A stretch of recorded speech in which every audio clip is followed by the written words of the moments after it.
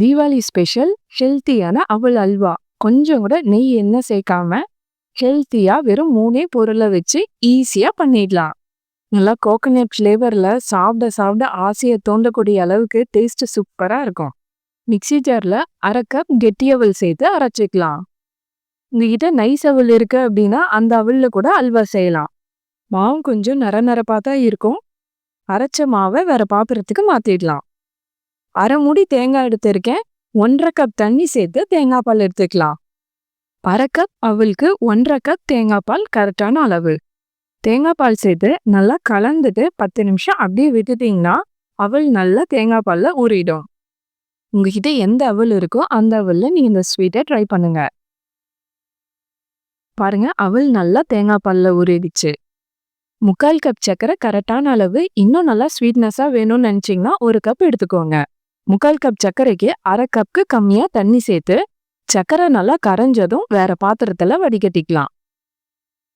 இந்த ஸ்வீட்க்கு பாகுபதெல்லாம் எதுவுமே தேவையில்ல. சர்க்கரை பாகு நல்லா கொதிச்சா போதும். சர்க்கரை பாகு நல்லா கொதிக்க ஆரம்பிச்சிருச்சு. ஊற வச்ச அவல் தேங்காய் பால் சேர்த்துக்கலாம். மீடியம் ஃப்ளேம்ல வச்சு கைவிடாம கலந்துட்டே இருங்க, இல்லைன்னா அடி பிடிச்சிரும்.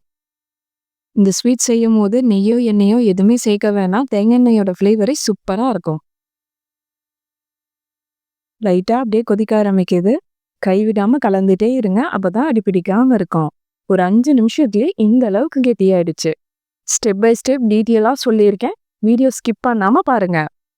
அவல் நல்லா கெட்டியாயிடுச்சு. இந்த ஸ்டேஜ்ல ஸ்டவ்வை ஸ்லோ ஃப்ளேம்க்கு மாத்திட்டு கைவிடாம கலந்துட்டே இருங்க. ஒரு 10 நிமிஷத்துக்கு அப்புறம் பாருங்க, எண்ணெய் நல்லா கசிய ஆரம்பிச்சிடுச்சு. கலக்கும் போது நல்லா சுருண்டு வருது. இந்த ஸ்டேஜ்ல ஏலக்காய் தூள் ஒரு 1/2 ஸ்பூன் சேர்த்துக்கலாம். ஏலக்காய் தூள் சேர்த்துட்டு ஒரு 5 நிமிஷம் கலந்து விட்டுட்டே இருங்க. இன்னும் நல்லா எண்ணெய் கசிய ஆரம்பிக்கும். உங்களுக்கு ஸ்வீட் பார்க்கும் போதே தெரியும் எண்ணெய் எந்த அளவுக்கு நல்லா கசிஞ்சு வந்திருக்குன்ட்டு. இந்த ஸ்டேஜ்ல ஸ்டவ் ஆஃப் பண்ணிட்டு எண்ணெய் தடவுன பாத்திரத்துக்கு மாத்திடலாம். நல்லா ப்ரெஸ் பண்ணி விட்டு லெவல் பண்ணிட்டு சூடாறுனதும் பீஸ் போட்டுக்கலாம்.